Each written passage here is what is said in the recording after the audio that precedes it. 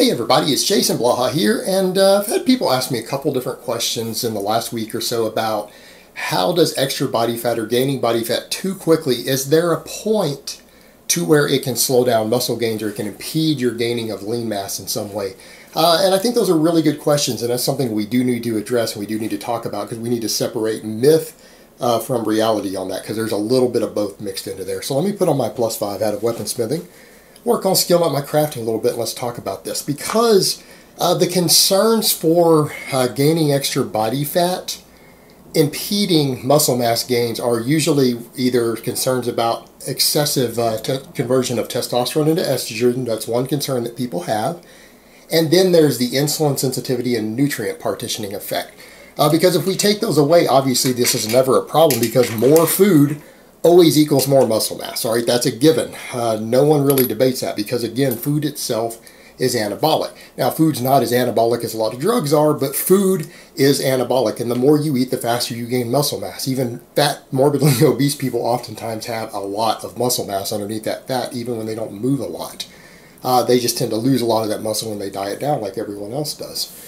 So food itself is anabolic, but the concerns are hormonal and everything else. And these are two completely different points that we need to address. Now, the first one about the estrogen, this one isn't true. I'm going to get to the other one, because the nutrient partitioning one, there is some truth to it. But as far as the estrogen one, absolutely not. People get way too caught up in transient fluctuations in normal hormone ranges. You can't significantly impact your normal hormone ranges enough to affect muscle mass unless you basically are starving yourself in some way and you crash your testosterone production.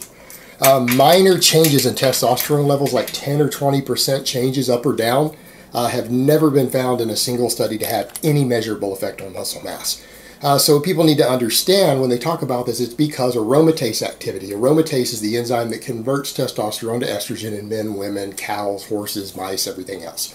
All mammals deal with this. It happens to a large extent inside of your body fat. So people who are fatter tend to convert a little more testosterone into estrogen. People who are leaner, slightly less. That is true. There's truth to that. That's true. The thing is, though, it's not enough of a difference to largely impact your muscle gains. What I mean is, you're talking about at most a few percentages of your testosterone being converted to estrogen.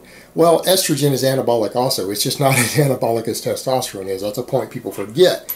And we know from plenty of studies done in humans, cows, mice, everything else, and this is stuff that has to be noted for the livestock industry, because this affects slaughter weights and things. They have to know how this stuff interacts as far as gaining muscle in mammals, and it seems to be the same for humans and cows.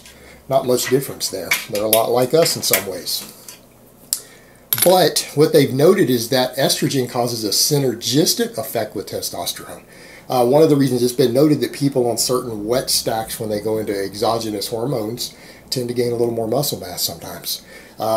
A little bit of elevated estrogen actually amplifies just slightly the anabolic signal. And too low of estrogen levels seems to cause potential downregulation or desensitization of testosterone receptors in your muscle tissue. So what we actually note is that you don't really see any loss of muscle mass if your estrogen goes up. You do gain body fat a little easier. Okay, that's a big deal. But when estrogen goes too low, men gain muscle slower. They gain muscle slower. In fact, that's why we always laugh when you look at products out there that claim to lower estrogen levels. If you were to take a real estrogen blocker and no change in your testosterone, meaning you're just on your normal production, you'll actually gain less muscle mass. So if a person were to go take a prescription drug that lowers their estrogen levels, like an aromatase inhibitor, their muscle gains will slow down. In fact, we've noted that aromatase inhibitors reduce IGF-1 production in muscle tissue by as much as 25%. So in theory, you could gain muscle about 25% slower as a result of taking that. Estrogen doesn't hurt your muscle mass gains. It can be synergistic, and so a little bit of testosterone converting to estrogen doesn't have a negative effect. And then you factor in, well, if this is happening because of a lot of extra food, you end up with a net anabolic effect. It's not a problem. Now, where we start to run into problems is when your food intake gets so high that you're gaining large amounts of body fat, or you've even fairly clean bulked for a long enough period of time that your body fat percentage has gone up significantly, what we start to notice is that you do lose some insulin sensitivity in your muscle tissue sometimes. But what also happens when you're dealing with nutrient partitioning in the body, what you're dealing with as far as where all the different stuff in your blood goes, it has to do with the amount of any given tissue you have and how many receptors it has for things like insulin and everything else, all these transporter hormones in the body. As body fat starts to go up, it competes with muscle tissue more for the calories that are there, right? Again, if you add an extra 10 pounds of body fat on you, in other words, you have another 10 pounds of body fat that is siphoning off a little bit of that extra fuel in your bloodstream. And what ends up happening eventually, yeah, you find that you have to start eating a little more calories to continue to gain muscle mass at an ideal rate, because your fat tissue through nutrient partitioning is starting to compete more with your muscle tissue for insulin and for nutrients and things like that. Well, if it's competing with the muscle tissue, that could interfere unless you increase the food intake enough to compensate for it. Now, a lot of people will say, well, wait a minute. So it doesn't hurt your muscle gains. You'll gain just as much muscle, but you probably need to start eating more food, but the fat is getting more of the food too. When you gain more fat, yeah, you're going to gain more fat. That's the problem. That is the problem that we run into for people who are concerned about body composition, having too much body fat. Well, the fatter you get, the more you have to eat to continue to gain muscle mass at an ideal rate. And then you get even fatter, even quicker.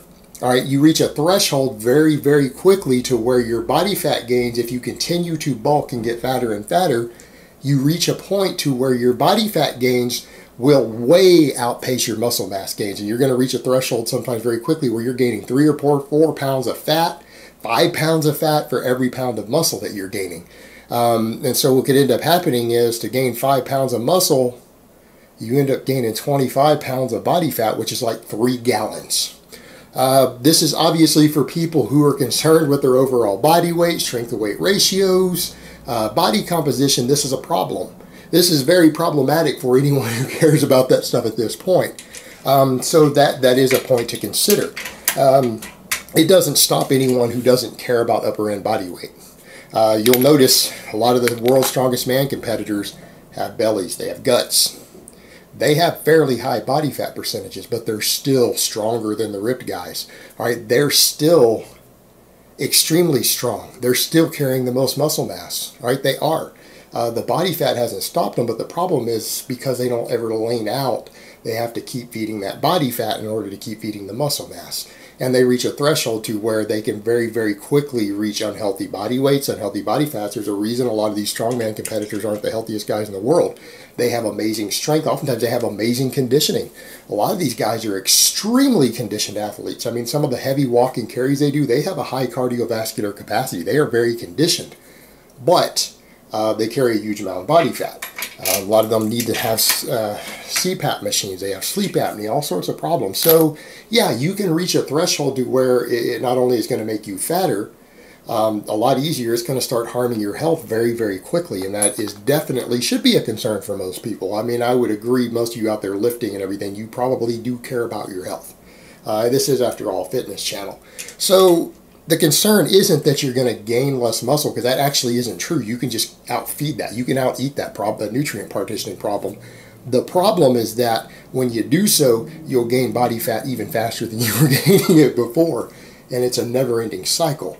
So yeah, ultimately getting too fat and continuing to try to gain muscle at an appreciable rate can reach a threshold very quickly to where you're gaining body fat at a faster and faster rate and at a higher ratio than you're gaining muscle, and that will keep accelerating.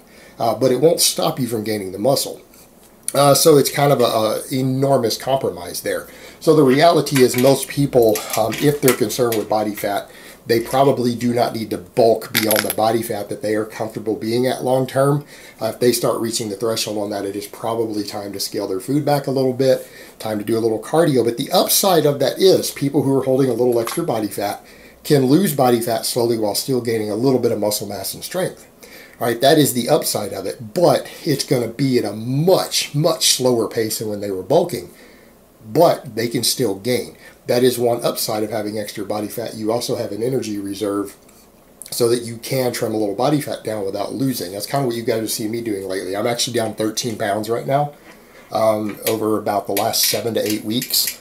But a couple of my lifts have improved just a little bit. I've gained a little bit of muscle in there. I feel like not much, but a little bit. But I haven't lost muscle and I haven't lost strength. It's because I have enough body fat that I can get away with slow cutting. I can get away with losing a pound a week at this point, half a pound a week, without compromising my performance because I have enough cushioning and energy reserve to work with. Now, if I was a much leaner guy, if I had to lose another 10 pounds of body fat from where I'm at now, that probably wouldn't be the case. I would have to lose extremely slow at that point. But you know, that's okay. But that is kind of the point, is that when you are carrying a little extra fat, a little bit of cutting isn't really going to be a problem for you. It's not going to be a problem at all. So when you do reach that threshold to where you say, okay, I've got enough body fat, I don't need any more than this, probably not healthy to have any more than this, or it's going to affect your strength to weight ratios or something you're trying to do, yeah, it's probably just for nutrient partitioning purposes to keep yourself from getting over fat. Probably a good idea to slow cut. Add a little more cardio in, cut your food back a little bit, clean your diet up a little bit. You know, drop your 5 or 10 pounds or whatever you need to drop to be at that comfort zone. But ultimately, yes, the people who are going to gain the slowest are going to be the people who try to stay really lean year-round. So, I mean, there's always a compromise no matter what you do. Because at a certain point, if you get too lean, you start losing muscle mass no matter what you do, and it becomes very, very difficult to gain more. But if you get too fat, you also can't continue to gain muscle mass without gaining even more fat. And it can become a never-ending cycle. So really going to either extreme too far has its set of problems, and for most people it's probably wiser to find a good middle ground in there. Alright guys, but that's really all I have to say on that today. I hope it's been informative, and I will talk to you guys next time.